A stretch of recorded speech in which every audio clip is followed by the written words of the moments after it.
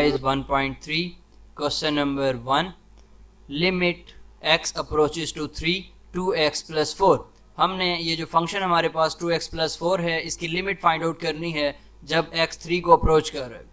तो सबसे पहले हम क्या करेंगे, 2x plus 4 इन दोनों के साथ लिमिट को सेपरेटली लिख देंगे। उसके बाद जहाँ जहाँ पे x होगा वहाँ पे हम 3 को सब्स्टिट्यूट कर देंगे।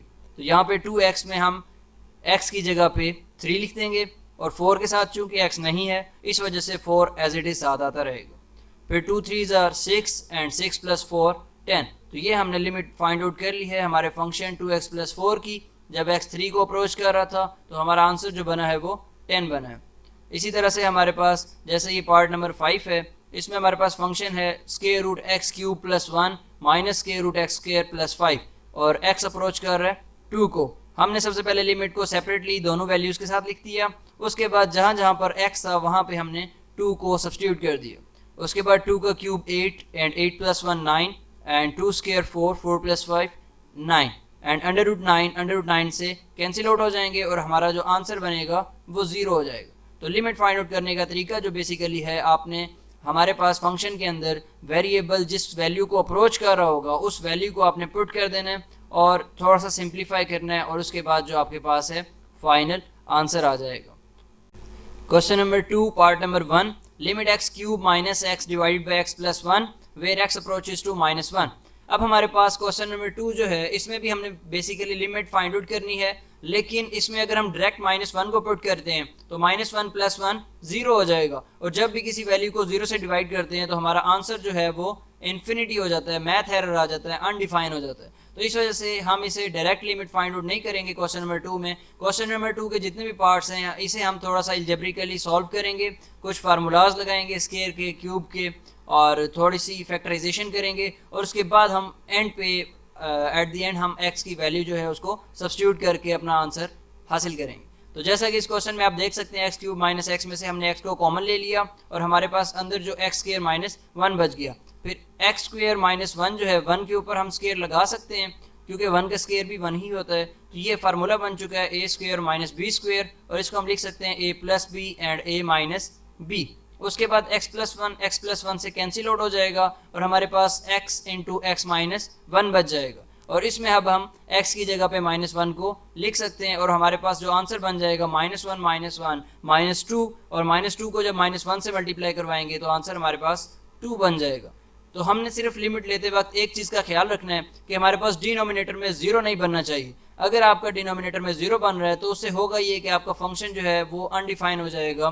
तो इस वजह से इस चीज़ से बचने के लिए आपने फंक्शन को थोड़ा सा सिंप्लीफाई करना है एंड एट द एंड आपने फिर वैल्यू को पुट करके और अपना आंसर हासिल करना है। जैसा कि हमारे पास पार्ट नंबर 7 दिया गया है limit √x minus √2 divided by x minus 2 and x approaches to 2। तो हमने क्या किया, बेसिकली जब हम यहाँ पे 2 को पुट करते हैं तो हमारे पास 2 - 2 0 बन जाएगा।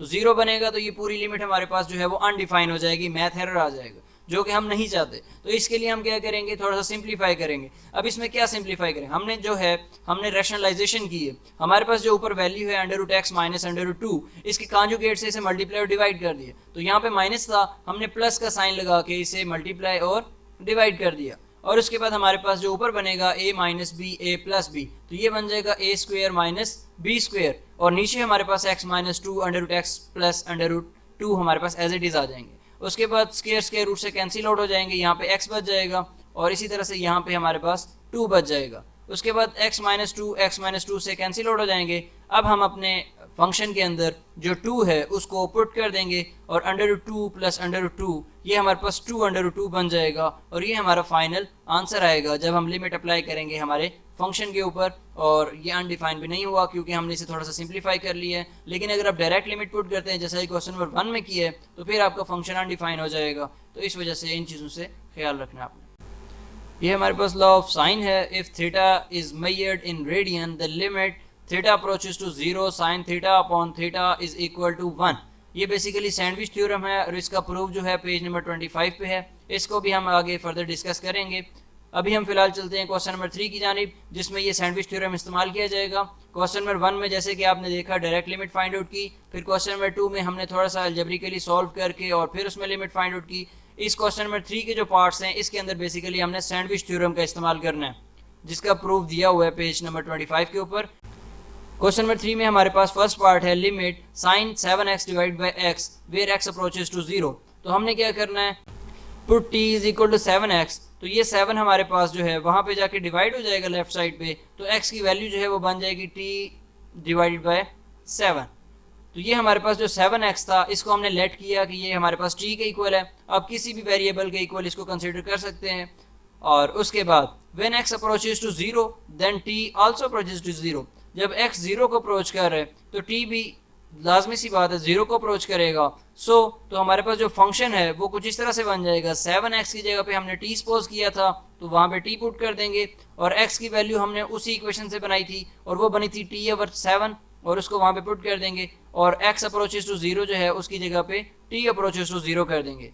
और उसके बाद हमने क्या करना है, यहाँ पे 7 डिवाइड हो रहा है उसको हम कॉमन ले लेंगे, और आपको पता है कि सबसे नीचे वाली रकम जो होती है वो सबसे ऊपर चली जाती है। तो ये हमारे पास 7 जो है यहाँ पे लिमिट के साथ आ जाएगा, और sine t divided by t limit t approaches to 0, ये हमारे पास सैंडविच थ्योरम बन चुका है। और सैंडविच थ्योरम क्या कहता है कि जब हमारे पास साइन थीटा ओवर थीटा हो, मीन्स के साइन के साथ जो एंगल हो अगर वही नीचे डिनोमिनेटर में भी दिया हो और वो एंगल 0 को अप्रोच कर रहा हो, तो हम लिख सकते हैं कि ये लिमिट हमारे पास 1 के इक्वल है। तो इस सारे की जगह पे हम 1 लिख देंगे, और 7 को जब 1 से मल्टीप्लाई करवाएंगे तो 7 हमारे पास आंसर आ जाएगा। तो इन तमाम क्वेश्चंस के अंदर आपने जो आपका फंक्शन होगा उसको आपने चेंज करना है लॉ ऑफ साइन के अंदर, सैंडविच थ्योरम के अंदर, और फिर उसकी जगह पे 1 सब्स्टिट्यूट करके अपना आंसर जनरेट करना है। जैसे ये पार्ट नंबर 8 आप देख सकते हैं, ये हमारे पास है limit sine square theta divide by theta where theta approaches to 0। इसको हम किस तरह से सॉल्व करेंगे, साइन स्क्वायर थीटा को हम लिख देंगे sine theta dot sine theta. उसके बाद हमारे पास बन चुका है सैंडविच थ्योरम, इसकी जगह पे हम 1 लिख देंगे, और दूसरे के अंदर हम थीटा की जगह पे 0 पुट कर देंगे, और पुट करने के बाद हमारे पास जो बन जाएगा साइन 0 होता है, और 0 को 1 से मल्टीप्लाई कराएंगे तो हमारे पास आंसर 0 आ जाएगा। तो हमारा आंसर 0 है या कोई और वैल्यू है ये फ़र्क नहीं पड़ता, लेकिन जो लाजमी बात है कि हमारा आंसर जो है वो अनडिफाइन या मैथ एरर नहीं आना चाहिए, मीन्स के डिवाइड में 0 नहीं बनना चाहिए, आंसर में 0 आ सकता है। इसी तरह पार्ट नंबर 10 हमारे पास है limit second x minus cos x divide by x where x approaches to 0। तो इसमें हम क्या करेंगे, सेकेंड x की जगह पे 1 ओवर कोज x पुट कर देंगे, और उसके बाद कोज x जो है उसका हम एलसीएम ले लेंगे। तो कोज x और 1 में से कोज x एलसीएम आ जाएगा, और उसके बाद क्रॉस मल्टीप्लिकेशन, तो कोज x को कोज x से मल्टीप्लाई कराएंगे तो ये बन जाएगा कोज स्क्वायर x, और डिवाइड में x एज इट इज आ जाएगा। इस क्वेश्चन में अगर आपने देखा हो तो अगर हम डायरेक्ट लिमिट पुट करते x अप्रोचेस टू 0 तो यहाँ पे हमारे पास नीचे डिनोमिनेटर में 0 बन जाता और फंक्शन जो है वो अनडिफाइन हो जाता। तो उसके बाद अब हम इस क्वेश्चन में आगे क्या करेंगे, cos x जो है इसको नीचे लिख देंगे x के साथ, और उसके बाद हमारे पास 1 माइनस कॉस स्क्वायर x, ये फार्मूला है बेसिकली साइन स्क्वायर x का। ये फंडामेंटल ट्रिग्नोमेट्रिक आइडेंटिटीज जो हैं sine square theta plus cos square theta is equal to 1, उसी को हमने थोड़ा सा चेंज किया है और इस फॉर्म में बनाया है कि अगर हम कॉस स्क्वायर को दूसरी साइड पे भेज देते हैं तो ये बन जाता है sine square theta is equal to 1 minus cos square theta.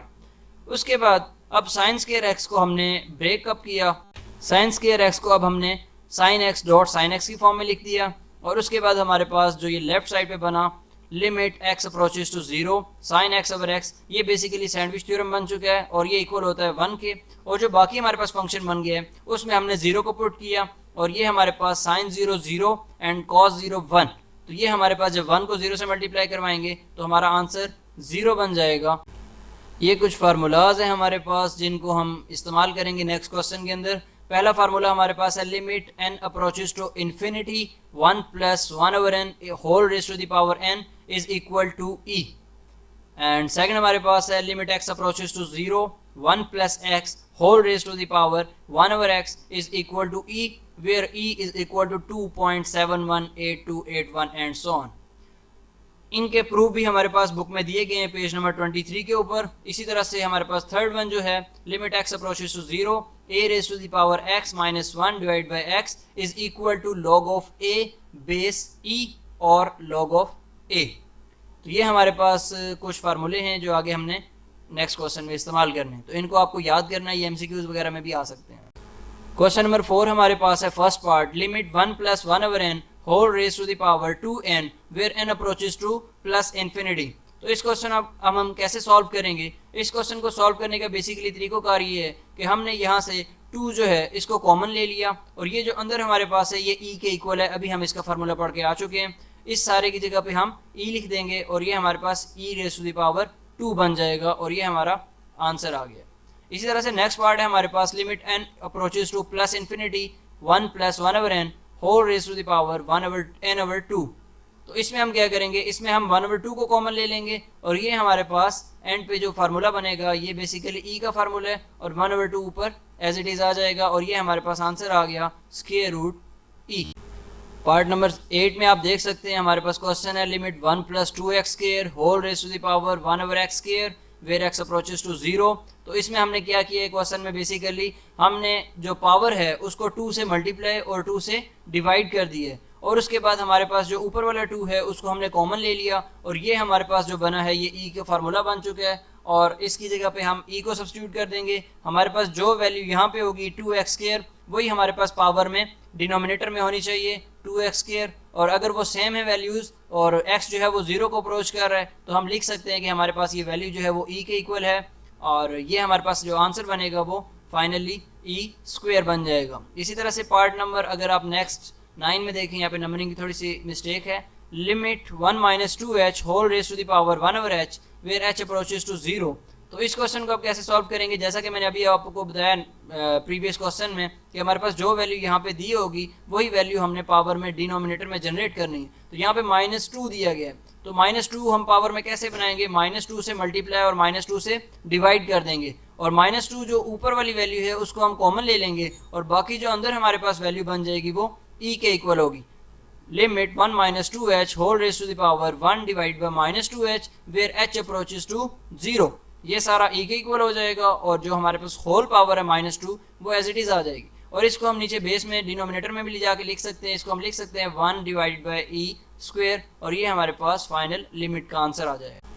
Question number 10 हमारे पास है limit e raise to the power 1 over x minus 1 divide by e raise to the power 1 over x plus 1 where x approaches to 0। ये basically question जो है हमारे पास इसके दो parts हैं, पार्ट नंबर 10 एंड 11। इन दोनों पार्ट्स जो है ये बेसिकली सेम है। इसमें जो डिफरेंस है वो एक में x लेस देन 0 है एंड एक में x ग्रेटर देन 0 है। तो इन दोनों को आपने मिक्स आउट नहीं करना है।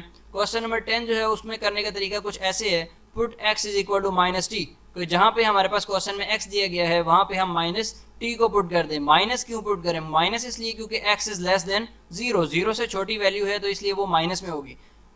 And where t is greater than 0, t 0 से ग्रेटर है लेकिन उसके साथ माइनस लगा दिए तो x की जो वैल्यू है वो हमारे पास लेस देन 0 हो जाएगी। इसी तरह से फिर जब हम पुट करेंगे क्वेश्चन के अंदर तो ये इस तरह से -1 over t and -1 over t बन जाएगा।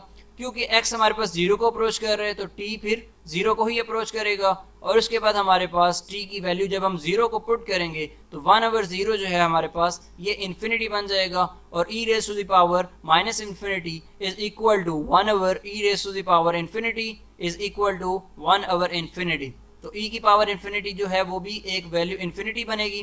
1 ओवर इन्फिनिटी 0 होता है और हमारा जो आंसर बनेगा 0 माइनस 1 एंड 0 प्लस 1 करने के बाद वो -1 बनेगा। तो जैसा कि उसने क्वेश्चन में कहा था कि x इज लेस देन 0 तो हमारा आंसर नेगेटिव है। इसी तरह से जब ग्रेटर देन 0 है तो फिर इसको किस तरह से सॉल्व आउट करेंगे, फिर हम e की पावर 1 ओवर x को कॉमन ले लेंगे और हमारे पास जहाँ पे वैल्यू थी e की पावर 1 ओवर x वहाँ पे 1 आ जाएगा और जहाँ पे नहीं थी वैल्यू वहाँ पे वो वैल्यू डिवाइड हो जाएगी ताकि जब हम e की पावर 1 ओवर x को अगर हम अंदर दोबारा मल्टीप्लाई करते हैं तो हमारे पास दोबारा से क्वेश्चन बन सके। मैथ में जो है रिवर्स प्रोसेस हो सकता है। उसके बाद हमारे पास जो है लिमिट x अप्रोचेस टू 0, ये जो e की पावर 1 ओवर x e की पावर 1 ओवर x है ये कैंसिल आउट हो जाएंगे और इस तरह से हमारे पास ये जो है फंक्शन बन जाएगा। उसके बाद हम क्या करेंगे कि हमारे पास जो वैल्यू है x अप्रोचेस टू 0 उसको पुट कर देंगे। जहाँ जहाँ पे x है वहाँ पे हम 0 को पुट कर देंगे और ये हमारे पास 1 ओवर 0 इन्फिनिटी और e की पावर इन्फिनिटी अभी हम डिस्कस कर चुके हैं 1 ओवर e की पावर इन्फिनिटी बन जाएगा और 1 ओवर इन्फिनिटी हमारे पास 0 बन जाएगा। 1 माइनस 0 एंड 1 प्लस 0 और इसका फाइनल आंसर जो हमारे पास आएगा वो 1 बन जाएगा। इसी के साथ हमारा आज का लेक्चर खत्म होता है। शुक्रिया।